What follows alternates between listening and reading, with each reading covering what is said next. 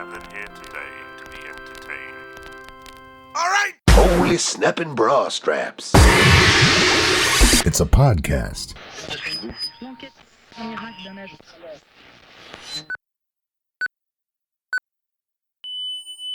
Republic of Avalon Radio. It's 0 hours, Avalon Standard Time.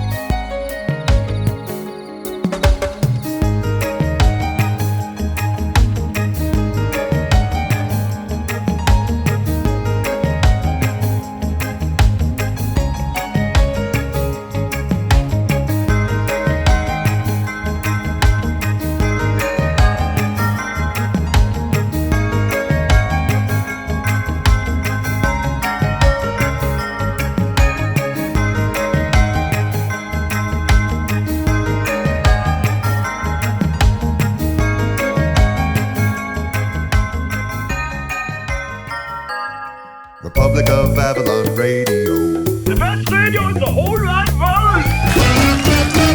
You're with the Roar! Here now is Jimmy Fidler.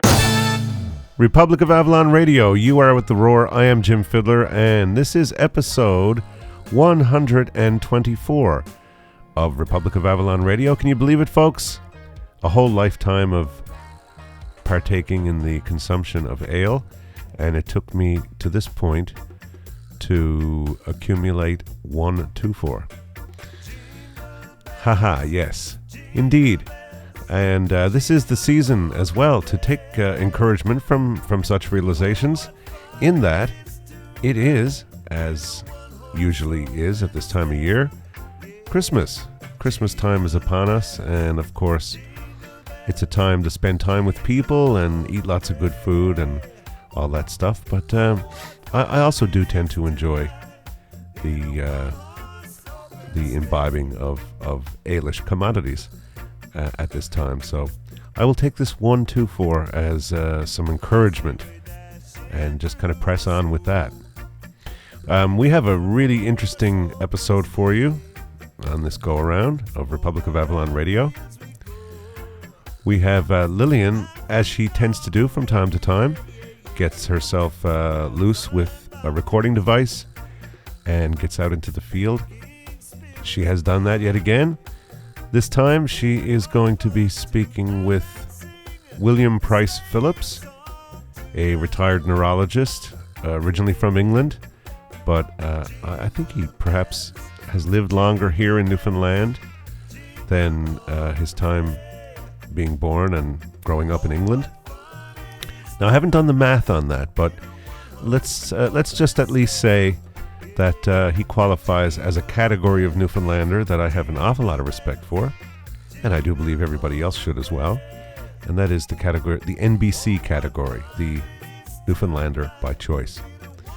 So she is going to be having a chat with him, talking about various things, but mainly the El Camino Trail, the pilgrimage or walk on the El Camino Trail in, around Spain, northern Spain, France, that whole area over around Pays Basque and all them kinds of places over there, where people speak Spanish and French, and some people speak Basque, and there's all kinds of good food and music and great culture to check out.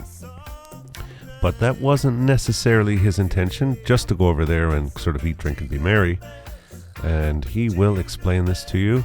Lillian does successfully extract the pertinence from him, and I'm sure you guys will find that very interesting. My only regret was that I wasn't there to meet him myself. So I'll send you out my greetings now, William. and say that it's nice to meet you, at least by greeting. And thank you on behalf of Lillian and from myself for being a part of Republic of Avalon Radio. And also extend a little bit of an apology to you because this interview was done June past, and it's only now that I'm getting around to getting it out to you folks. But I think the subject matter itself, it's not so much vital that it get out in any by any particular deadline of any kind or anything like that. And I was absolutely up to my eyes working on my new album during those months, and not putting out any episodes. Yeah, that's something you can do, William. You can just have a look and see that we didn't put you on a back burner and put out other stuff ahead of you. There was nothing going on anyway, so you were absolutely top of the heap, just sitting there waiting to kind of thrust us back into action here. And here we are back.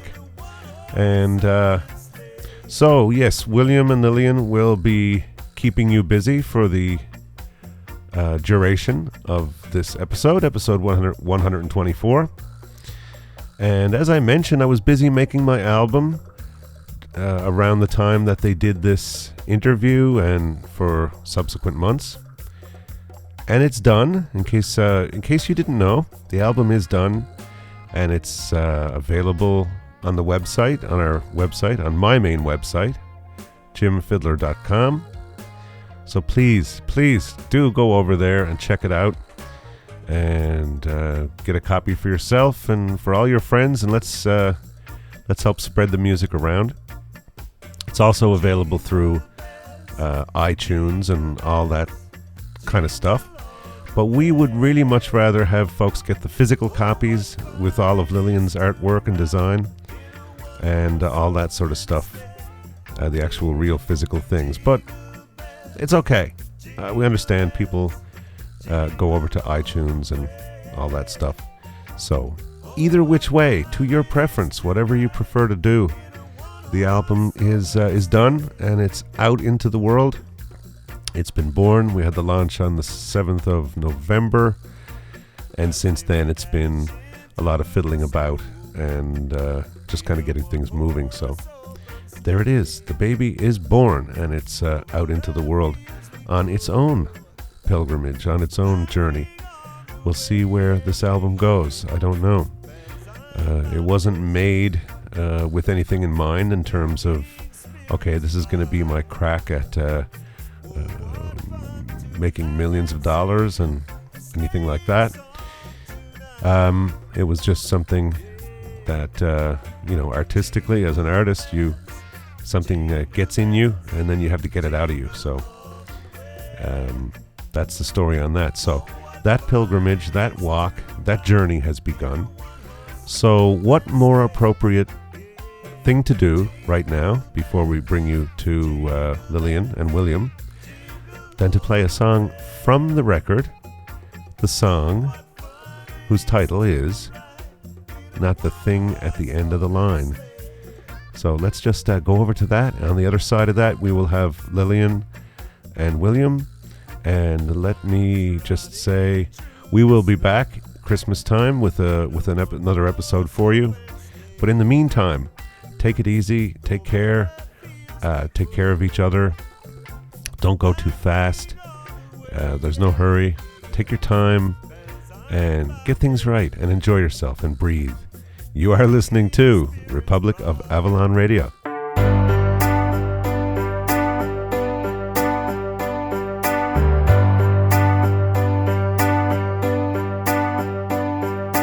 Come on, people, let's get together.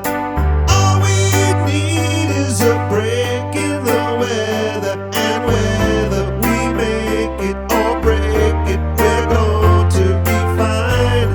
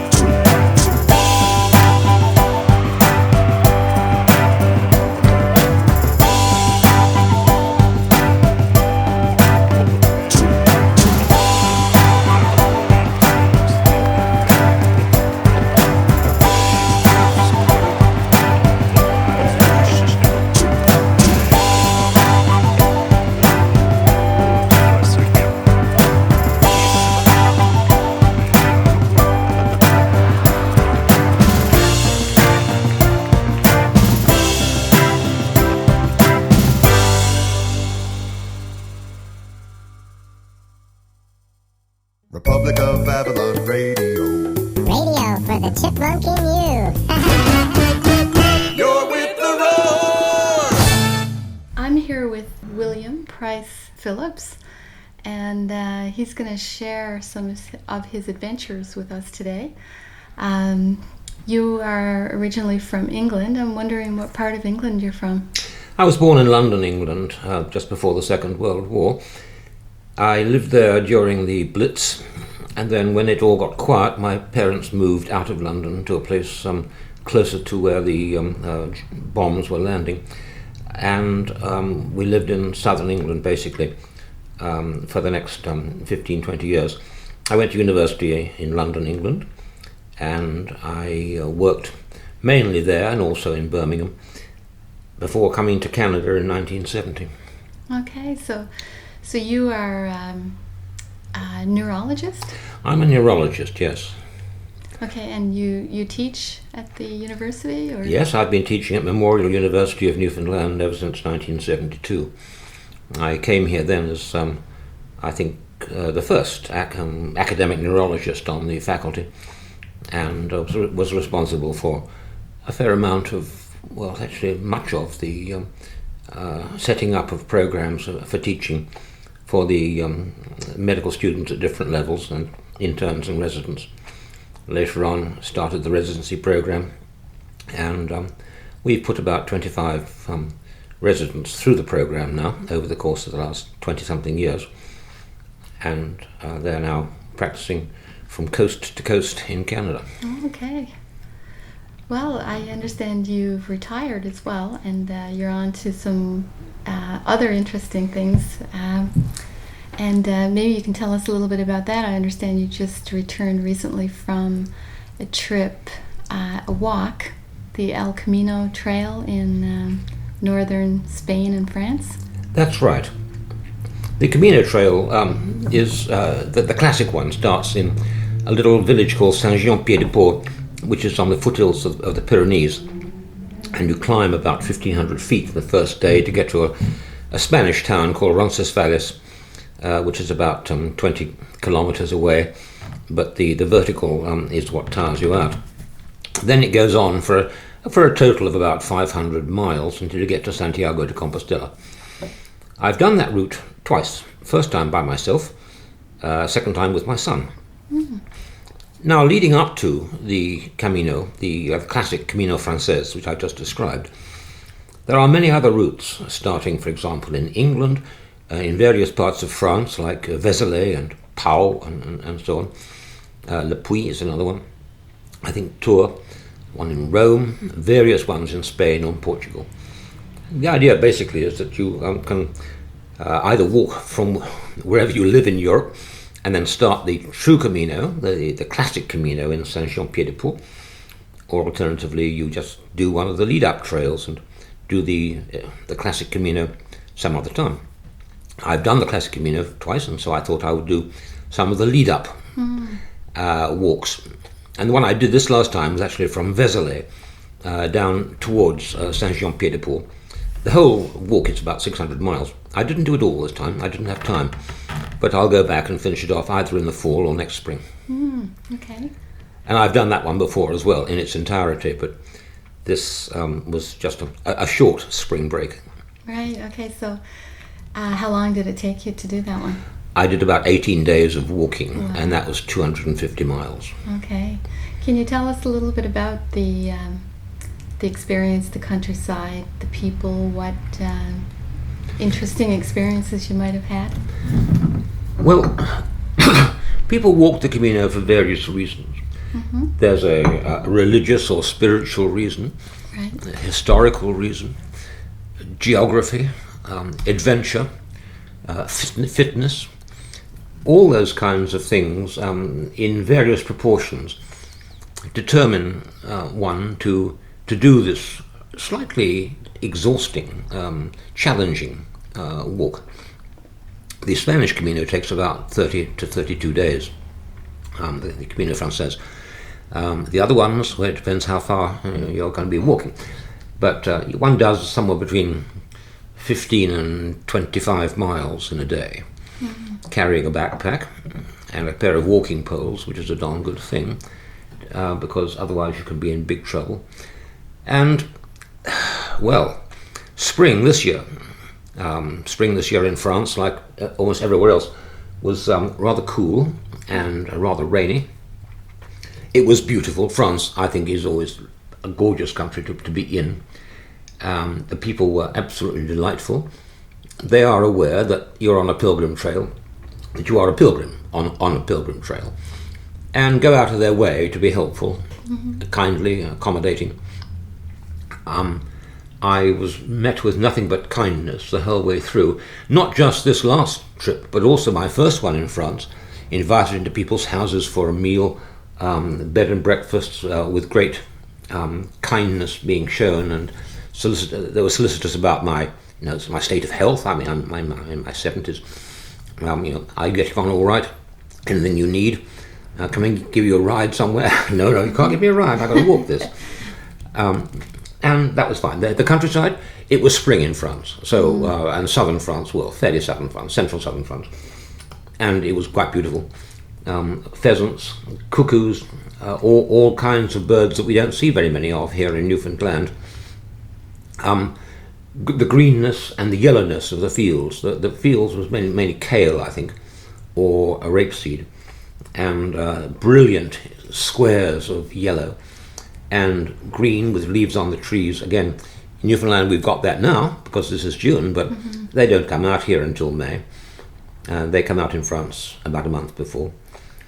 The walk itself was comfortable. I had one bad experience when I was attacked by 2 pit bull terriers. And I had for 5 minutes, really perhaps some of the most terrifying moments of my life, because I was quite aware that I could have been maimed and possibly killed by 2 dogs that had escaped from their compound or their garden, were out on the road, and I was in their open quote territory unquote. So I said I was carrying walking poles, and it's a good thing I was. I fought them off for about 5 minutes, and walking backwards and screaming and swinging at them. I didn't touch any of them, and they didn't touch me in the end, but it was a horrible experience. I had no other unpleasant experiences in nearly 3 weeks. It was just wonderful. And the same is true in Spain. The unpleasantnesses there might be are very slight. For example, walking through the red mud of the Rioja, where the earth is scarlet, rusty scarlet. That's bad for the shoes, and heavy going. The heat, for example, I haven't been on purpose in July and August. I've been on the Spanish Camino in September, October, and in April, May. And then the weather is clement. It's reasonable. In summer, in central summer, it's really very, very hot. On the Spanish walk, I lost 16 pounds in 30 days. Because of the exertion, partly, and also probably because there was hardly any water in my body by the time I'd finished sweating in the temperatures. And that was even, as I say, in the spring and the fall. There are religious things to think about. There are personal things. There's isolation. There's a chance to meet a lot of other people, at least on the Spanish run. On the French one, well, there's far fewer pilgrims walking that. But some you get to meet. On the Spanish Camino, you probably meet 100 people over the course of the month. You pass maybe 50 and talk to them on the way. 50 pass you, and they talk to you on the way. After a month, you know by facial recognition about 100 people, and they come from all over. I've had the joyful experience of meeting another Newfoundlander actually once, from Stephenville, and then from Quebec, from Ontario, from BC, and then going abroad. Very, very few Americans. Many Dutch, Belgians, English, Irish particularly, a couple of Japanese, and of course the largest number of people are in fact Spaniards, who are mainly university students, walking the trail for a month for their own personal reasons, which, as I said, can be very varied. Right. For yourself, was it just something that you always wanted to do, or I know if I've thought about it myself, and my reason would be to just get away from everything. And I find when you're walking, you can sort of forget a lot of things, and it gives you a chance to contemplate and just I think relax too, because sometimes we don't realize how wound up we are living our lives, and then when you go on something like that, after a while I think you tend to unwind finally. It's quite true. Walking the Camino, I suppose walking anywhere, but particularly the Camino in my experience, cleanses the body and soul and the mind. You're much fitter at the end of it than you were when you started. Mm-hmm. There is isolation if you want it. In fact, most of the time I'm happy to walk in isolation because I am thinking and I am observing and seeing what's going on around me. But your point about making a break and getting away from it all is hitting the nail on the head. You are, in fact, giving yourself a little Lebensraum, a little living room, a little space to yourself. And, there's a bit of before the Camino and after the Camino feeling in your mind. It makes one concentrate on oneself and one's life. And I summed it up once talking to somebody by saying that I think I went, and I'm looking back at it then, to say please, and to say thank you, and to say sorry, and to say, oh my God. Mm-hmm. Because it is quite a moving experience. Mm-hmm. Because you're walking a trail that 1 million people have walked before and gone through the hardships. No, I mean, we have nothing like the hardships of the original pilgrims who were walking this route with highwaymen or, bandits all over the place. Most of them didn't have any money. They weren't worth stealing anything from. But there was still violence. There was nowhere really to sleep. You were lucky if you got food. Most of them had no money and were begging. And the people along the Camino Trail, on the whole, provided food and shelter and water. These days, things are much easier. Mm-hmm. There are pilgrim hospitals, for example, let's say between 20 and 30 kilometers. There's somewhere to stay. Though, mind you, you might find yourself in a room with 200 other people, most of whom snore. Mm-hmm. It's not a very edifying experience, and it doesn't help you sleep. Mm-hmm. I've done it, but I have rather ceased doing it, and now I go to B&Bs. Mm-hmm. And given the right guidebook, you can find telephone numbers for bed and breakfasts ahead for a couple of days. I take a cell phone, we'll have a European plan, and I call ahead and make sure that I have somewhere to stay, which not only reassures me, but also motivates me to complete the walk that day. Sure, yeah. So I know where I'm going, and I know that if I don't get there, I'm in trouble. Mm-hmm. So sore feet and dusty and dry and so on, you drag yourself into the B&B maybe somewhere time in the late afternoon, or the small hotel, or whatever it may happen to be. There's actually one chain of hotels in Spain, they're called the Parador chain of hotels, which is owned by the Spanish government, I believe. And they have taken old monasteries, bishops' palaces, any large building, and renovated and converted them into what are essentially 5-star hotels. Mm. Now, for most people going in there, dropping in by car, it'll be about 200 to 300 euros a night. The first one I went to, I was just, I'd done about, 15 days, I think, on the road in Spain. And I thought to myself, I'm going to, have fun for a night. I'd be pamper myself. No, get pampered, actually. Dropped into the wonderful Parador Hotel in Leon, in the central part of Spain, of the walk in Spain. And I said, ¿Tienes usted una habitación para una persona, por favor? Do you have a room for one person? And sí, señor. And then they asked the question, are you over 60? So I said, yes. I said, okay, half price. Wow. Are you a peregrino? Are you a pilgrim? Yes, half price. Oh, wow. So I was paying less than 100 euros for a 5-star huge hotel bedroom. And what turned out to be included in the price was a 75-course breakfast. which made it difficult to get going on the trail the following day. But it was fun. And after that, I snuck into Paradors whenever I could. Sounds lovely. So I guess that's one of the things as well on this walk, pilgrimage, would be the different types of food and wine, I guess. Did you experience any Absolutely right. interesting wines? Yeah. When you walk on the Spanish Camino, you go through an area called the Rioja, the red, or red earth, where there are numerous vineyards. They mainly grow the Tempranillo grape.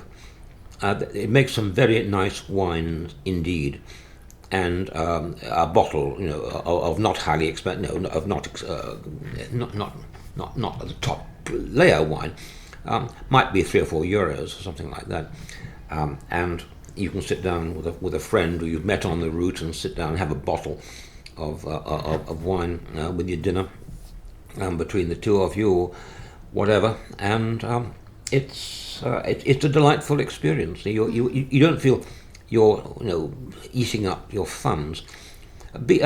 Hostels, the pilgrim hostels cost about, anything between 0 and say €8 or €9 a night. Hotels, my experience in Spain was about 20 to 30, occasionally €40, except for the Paradors. And chambre d'hôte, B&Bs, the same kind of figure, about 20 to 30 to €40 a night. And to have a cheap meal with, bocadillos, ham sandwiches at lunchtime, the various tapas you can enjoy, very good fish in northern Spain, obviously, and some lovely sort of Spanish omelets and pies of various kinds, and of course good meat, wonderful vegetables, and a superfluity of fruit. It was a wonderful time, but I still lost 16 pounds. And in France, ça va sans dire. France produces wonderful food, sure. and in the spring and in the fall, it has always been a joy to be in France and to see what they have. I actually learned some recipes when I was there at B&Bs, and brought them back with me, and they still work over here. That's good. Yep. Well, Yeah. I guess it's a good way to experience. If you're going on a holiday, some people go to a place and spend time in a hotel and in one place. But I guess when you're walking like that, you really, really get to experience the countryside and the people and the culture and the food and everything. You just you have no choice. You see the country at walking pace, obviously. There's plenty of time to assimilate and think about everything you see and hear, and taste and smell and feel and so on. And it's great. And it's very interesting also that, although it's fun to lie on a sort of inflatable thing in the sea with warm sea around you and clear water and the wonderful amenities of a resort hotel in the Caribbean, for example, or wherever, I find it personally much more satisfying to exercise myself, not just to take in the calories and do a little swimming or gentle walks, but to make myself work. And I feel better for it at the end of the day and at the end of the month. Now, the interesting thing which I was coming to, really, when I started that, was to say that here I get in the car to go downtown. Now, the downtown, I live in downtown almost, but it's about a 300-yard walk down to Water Street or Duckworth Street. I want to go to the shops, or maybe the same up to the big grocery store close by. Okay, and I find that a bit of a penance to walk that. I don't want to do it, so I get in the car, saying to myself, "Well, I'll be carrying a bag of groceries back, or whatever." I resent the walking when I have a car. When I'm on the Camino, I'm there to walk, and the whole purpose is putting one foot in front of the other and achieving your goal of the destination. And it is no hardship. Well, it hurts. it's tiring. And you occasionally want to sit down and have a glass of water or suck some water out of your camelback in your backpack. But the idea is to walk. That is the purpose. And there is not the slightest anxiety or resentment against walking. That's why you are there in the first place. Right. That's amazing. So you've done it. You've done the walk in different areas, but 4 times. Okay. Well, 3.5 to be honest. Okay. I've done the Camino Frances, which actually starts in France but ends up in Santiago, and that's the 500-mile one. I've done that twice, and I've done the French one, which leads up to Saint-Jean-Pied-de-Port, but the one I've done starts in a town called Vézelay, which is south and east of Paris. Then you walk diagonally southwest across France for about 600 miles, and it's an absolutely lovely walk. And I've done that once, and then I've done half of it again. In fact, I'm just back from doing half of it again, and so the other half needs to be completed, just to achieve closure in my mind. Or I suppose I could go to Portugal and do that walk. I've heard about that one. Yeah, or I could do the northern Spanish route. The trouble with the Portugal one is I don't speak any Portuguese, and the trouble with the Basque one, well, there are 2 troubles actually. The first is that it's extremely hilly, and the second is that I don't speak Basque either, and so that really is a little tricky. Then there are other French routes you can take, or, well, the English cheat. I mean, I'm English. I was English, or maybe I still am. I've got a passport. I mean, they cheat. Over the last 1,000 years, they've taken off from Portsmouth or Southampton or somewhere by ship, landed at Vigo on the northern Spanish coast, and walked about 100 miles only to get to Santiago, and they call that a Camino. No, I don't think so. Anyway, the people I've met, I mean, for example, this time, and the second time, the first time in France, I met 2 Dutch men who had walked from Amsterdam, and one of them in the fall, the first one I met, had walked from Amsterdam, and I left him in Saint-Jean-Pied-de-Port because I'd finished my walk and I was going to come home. But he was carrying on to Santiago, hoping to arrive there in December. I hope the poor man made it, because the weather then is absolutely atrocious. I mean, I've been there, going up some of the mountain ranges which you have to cross on the Camino Frances route. I've been there with my son Sam, and he actually got hypothermia because it was snowing in early May. Mind you, we were about a couple of thousand feet up, so that's not too surprising. But he got seriously unwell. Didn't recognise it, but he did. So it's a challenge, but it's fun. I understand. Now, I read this somewhere a while back. The traditional walk right into Santiago.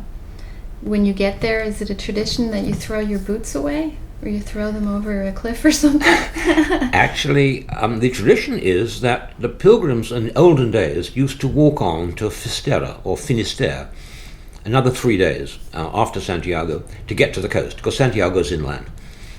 And when they got to there, they burned their clothes and threw their boots into the sea. Okay. How they got back, presumably naked and unshod, I haven't the faintest idea. But that was indeed the tradition. Yes, that's right. But there are other traditions. For example, if you complete the Camino Frances, then I have heard that you get half your time off purgatory. Now, okay. I don't know if this applies to me because I'm Anglican, but I thought to myself, well, I'm sure that there's no discrimination, in fact, and so I thought if I get half my time off purgatory for doing it once, if I do it twice, I actually bypass purgatory and go straight up when I die. And then someone said, are you sure that it's the other half or just half of what's remaining? And I'm now perplexed. I mean, how many times do I have to do it in order to pay a very quick visit to purgatory? I don't know. Well, anyway, I've done it twice, and I hope that gets me out of purgatory. If purgatory exists. Yeah. Just to be on the safe side. Absolutely. Yep. Yep. So you've written a book, is that correct? Yes, I've been writing medical books for all my life, and some of them are, well, one of them is extremely large, and I've always enjoyed doing that. But since retirement, I had sort of a wish in my mind to do something different in the writing line. I've been a university orator, and I do a certain amount of public speaking, but I wanted to write something slightly more permanent than that. So I wrote a book about a young gannet on the rock stack, which we call Cape St. Mary's, on the south coast of the Avalon Peninsula here in Newfoundland. It's a children's book. Mm-hmm. It's been beautifully illustrated by a friend of mine called Anne MacLeod, and it has been out now for a couple of months and sold about 500 copies without any publicity, which is not too bad. Nice. And I'm hopeful for bigger things as time goes by. Mm-hmm. But it got some 5-star reviews on Amazon, and Free Flight, I think, is, you know, if you'll forgive the pun, I think the Free Flight is about to take off. So I hope it is. Illustrations. They are, aren't they? Yes, she's a superb artist. She's caught the spirit of the book, absolutely. I love it. It, as I say, it's about a gannet who's afraid to take his first flight off the rock stack, starting at 200 feet above the sea. And I'd feel the same. Yeah, for sure. So do you plan to write about your experiences on the Camino? Yeah. I've written one fairly long piece, like, you know, sort of 5,000 words, for the Company of St. James in England, and they published that in their I think their quarterly magazine. But that's all I've written about the Camino. I've written a Camino report which I give to friends who are thinking of doing it, so I can tell them, I can remind myself and tell them about what I felt doing the Camino. There are quite a few books about the Camino already. I'm not sure how much there is left to be said. Yeah. There's also a film, I think it's called, is it The Way or The Road? I've forgotten which. Martin Sheen, I think, is the actor. Okay. And there's also a wonderful CD. Now, Oliver, and I've forgotten his surname, a violinist, who walked the Camino in Spain carrying a violin and just playing. Wherever he got to an interesting place, a church, a chapel, a monastery, a nunnery. I wish I could remember his surname to say it to you now, but his first name is Oliver. And if you want to Google, for example, Oliver and Camino and violin, I'm sure you'll get it. But that was a wonderful CD. He was playing just extempore. And great idea. Yeah, and somehow, you know, apart from his backpack and his sleeping bag and his clothes and everything in that, he was carrying a violin as well and recording equipment. Mind you, he had friends with him or family with him, but heavy going, and that was a real labour of love, and a labour of artistic love at that. Yeah, a great project. Thoroughly worthwhile reading, listening to. And I think that the film by Martin, with Martin Sheen as the lead actor, was also interesting. The plot of that is that this man had a son who decided to walk the Camino, and he walked up from Saint-Jean-Pied-de-Port, and there was a sudden violent snowstorm, and he got lost in it, literally 100 meters from the nearest road, and he died of hypothermia. And Martin Sheen, as playing the part of his father, went over to pick up his ashes and decided that rather than take him back to the United States, he'd walk the Camino himself in place of his son and scatter his son's ashes along the road, just here and there. And it's really quite a moving film. It plays havoc with the actual Camino, geographically and so on. And there are subplots which I didn't find that interesting. But the whole concept of the movie, I really did like, and the acting was good, and it was excellent. It wasn't until I saw it that I recognised it was based on a true story, because the first time that I walked the Camino was actually in April, and about 10 years ago. And I got up there and heard that a young man from the States had died of hypothermia in a sudden snowstorm 3 days before. Oh, gosh. And I just thought to myself, thank God for his protection from the elements, that the weather has improved, that I was able to get up here and was safe, and I made it. Whereas only 3 days before, this young, fit man got lost and wandered and became unable to think appropriately because of the hypothermia that he was suffering from, and died in the snow. So in fact, I went up and walked the same route 3 days after the event that sparked the film.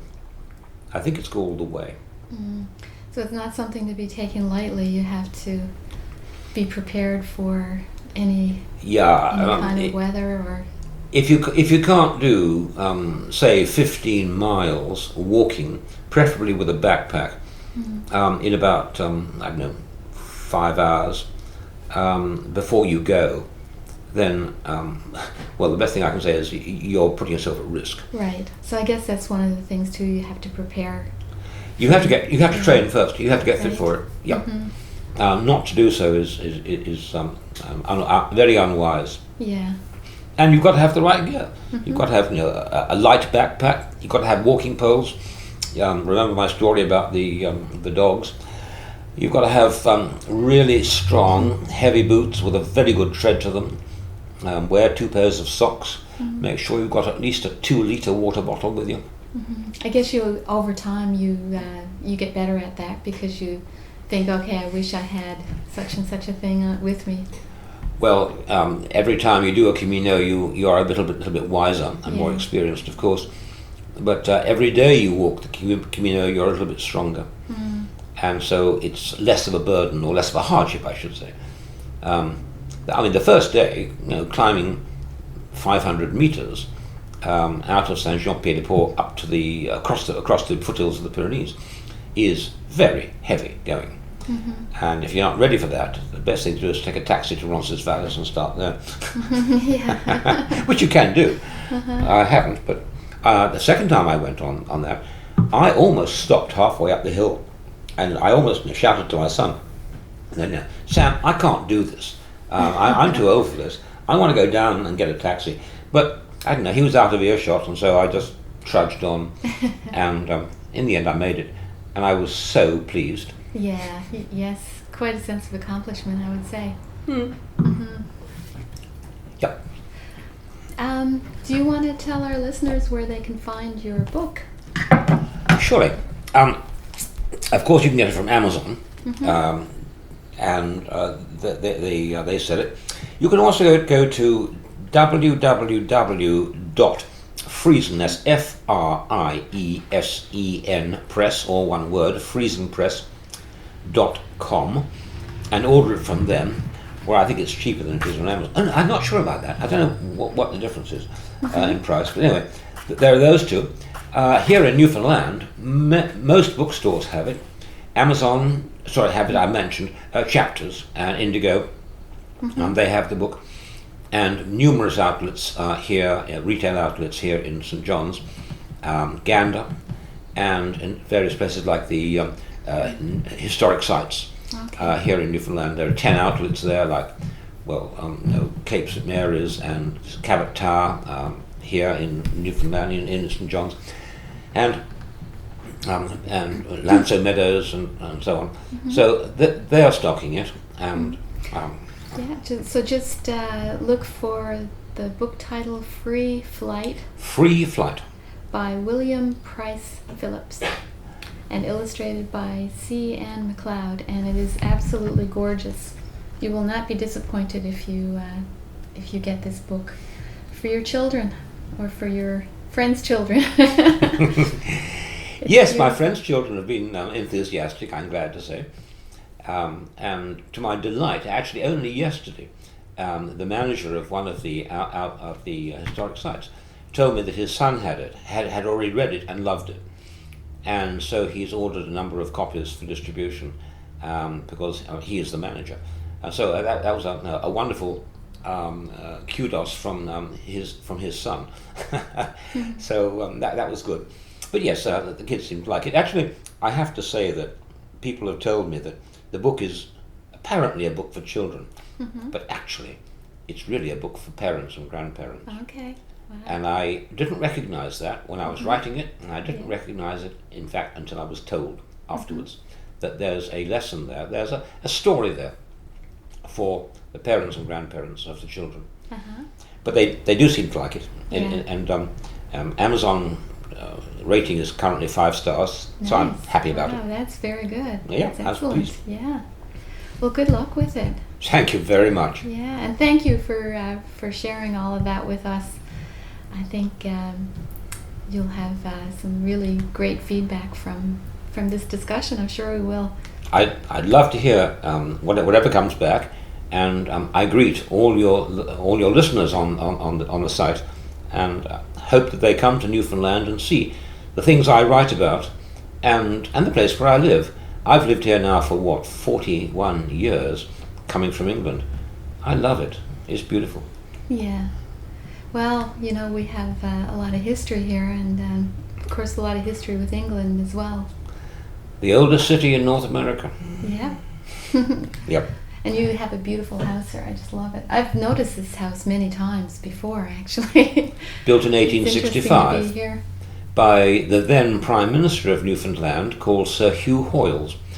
He built it, and the only major change I've made is where we're sitting right now. This used to be the wall of the house, and this is where we're sitting now. This extended kitchen and dining room and garden room are all new. So, I've made that change. But basically, the house was originally 1865, or give or take a couple of years. And Sir Hugh Hoyles lived here, and then became Chief Justice, and then he retired to Nova Scotia. But it's been a lovely house to live in for 36 years or thereabouts. And they'll probably carry me out of here feet first. Well, thank you so much again. Thank you for asking me. It's been a great pleasure.